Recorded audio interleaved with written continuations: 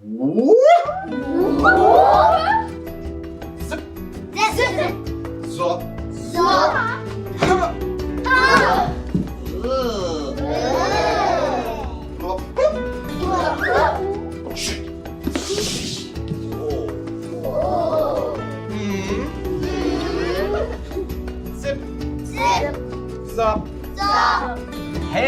Hey. Huh? Huh?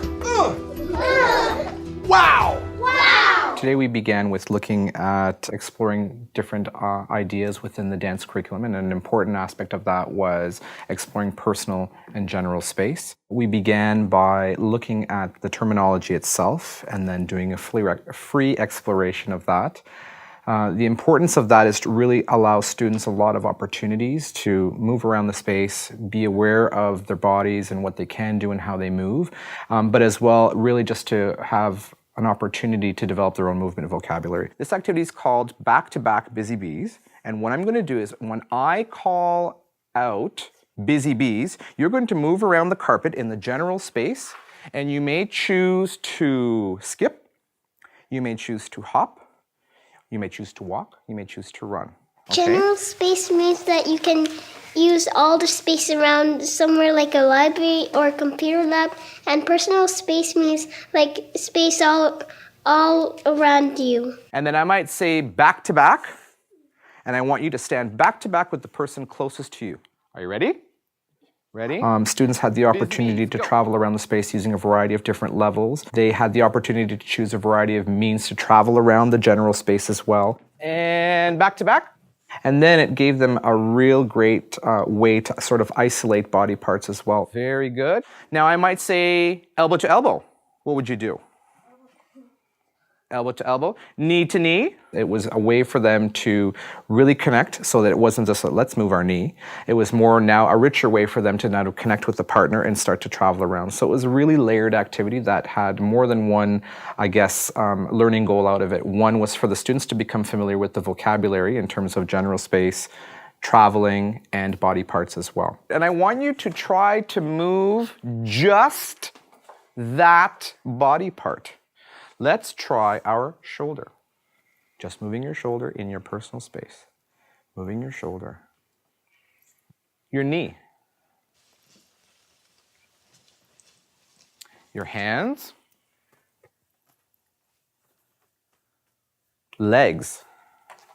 It was difficult to do to move your elbow but it makes your arm also move. When my leg moves, my feet moves at the same time too, so that's difficult. Because when you mostly move one part of your body, the other part attached to it has to move too to make that part move. You heard me say this a couple times, this word here. The word's called isolate. Do you remember what that means? Just that body part. Just that body part? Move it. Exactly. And then I've got this one. Can we all say it together? Body part. Okay, and we've got a great list right here of all the different body parts that we've used this morning in our activities. So, boys and girls, I'm going to ask for your help because we're going to together create a cinquain poem. The cinquain poem has a pattern that goes 2, 4, 6, 8, 2. And we're going to create a poem using some body parts, but let's pick just one to focus in on. Let's do legs. Okay, I'm going to circle this one. Poems are a really great way, they're a really great starting point for students to do work in dance because of the rich things that can come out of them. So it's going to need a little bit of thinking right now to talk about together what are some different things that legs do, what might they help us with, how do they move in dance, how could we describe them.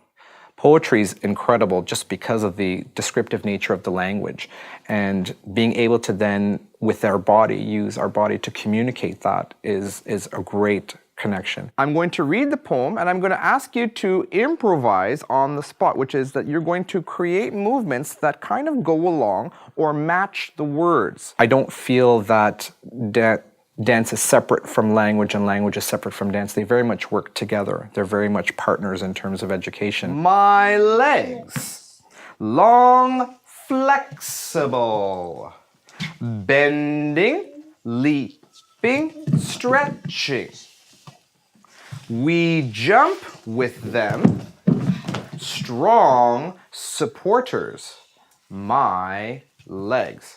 So remember we talked about, in our other class, we talked about good dances have a lot of variety of different and as well very big movements. Okay, so those are a couple things. So I want you in your group to just remind yourself of what are some of those really great things that help us with dance, and then I want you to think of at least 2 or 3 to share, and we're going to write it on our checklist. The idea behind having the students co-create the criteria is that they themselves are aware of what it is that is part of making a really great dance or really great movement. They're aware of what I will be looking for, and as well, they are in charge of their learning. In other words, they know that when they're creating, they can refer to this checklist or the anchor chart, and they can then use that to inform, to self-assess, and to self-guide their learning, so that while I'm working with one particular group, they have the option of going back to the criteria and checking to make sure, oh yeah, we have different levels, let's do a check mark. They need to know what the teacher's looking for and what's being asked of them in order to have a great result. My legs. You have to have some different actions, so we won't always do the same action every time. What are we doing? We went from a high level down to a low level. We changed our level from high to low. Okay. Different levels. Long, flexible. It's important that you to have big expressions because it will make the dance looks very real. So think about 2 things. I want you to work on 2 things. I want you to think about different formations as well as different levels. Okay. It has to have meaning when what you're dancing. Use a lot of different Strong supporters. My legs. There's many different forms of assessment that can happen. I like to use a variety, such as the journal. The journal is a way of giving me information, which is a formative type of assessment. There are other types of assessments, such as co-creating criteria for their dances. I also assess both observationally and anecdotally. So as I'm going around, I may take note. Or I may jot down information about a particular student, how they're working with each other, or if they're grasping concepts as well. There are times when I do use rubrics for a culminating task, and that's important because it will reflect all areas of the achievement chart category. So students will demonstrate their knowledge, particular skill. They'll go through each of those, and I'll make sure that students are aware of what it is that I'm asking them beforehand when I'm doing an evaluative type of assessment. But in terms of assessment, it's regular and ongoing, and it'll happen on a daily basis. And assessment can be as simple as a side conversation, eavesdropping on groups working. It might be a student checklist, or it may be something that we co-create together. 3, 2, 1, and freeze. All right, boys and girls, come back to the carpet so that we can have a quick chat, and then I'm going to show you how we're going to use music next. Using the lummy sticks and incorporating music was really neat. It was important for students to have the opportunity to explore in-depth timing. That sometimes is a challenge at the earlier levels for kids to sort of count out 8 counts or 4 counts.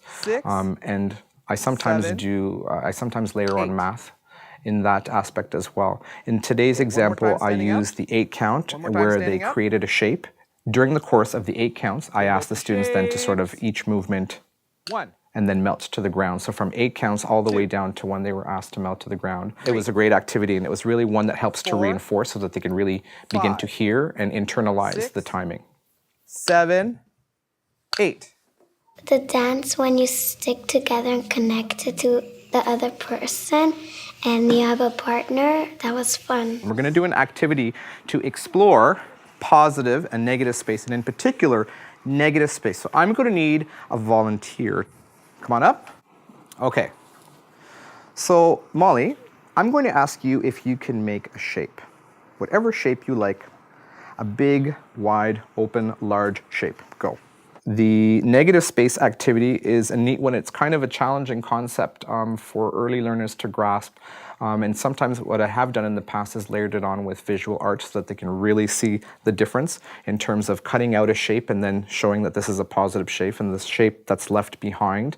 Today I kind of drew it so that students could see very quickly the difference between the positive and the negative space as well. It's a very safe activity.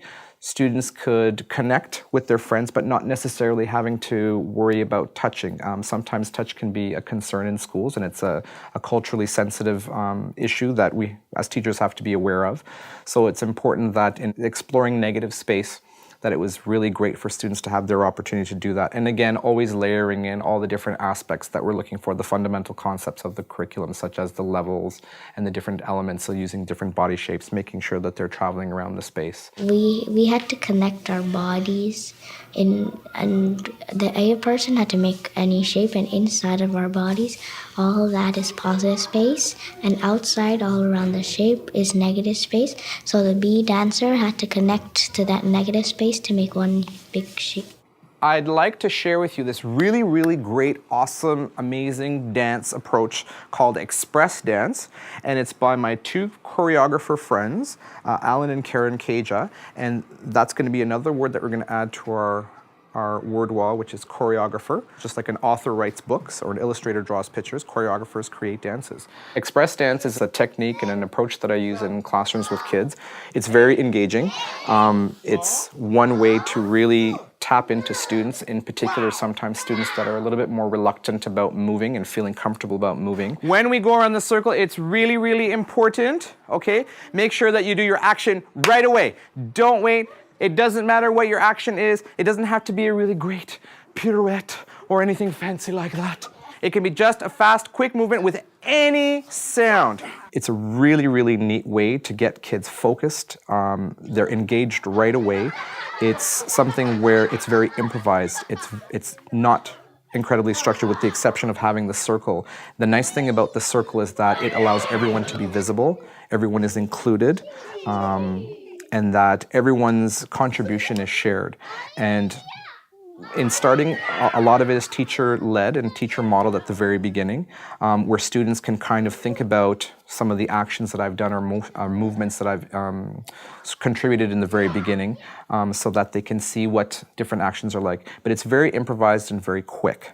So whatever vocabulary that students have that they're bringing, they're contributing that to the circle, and we welcome it. Well, that was kind of fun because we got to make our own movements in the express dance. We had to think about what sound, what move, and it has to be easy so all the other people could do it too. It was so very fun to do it.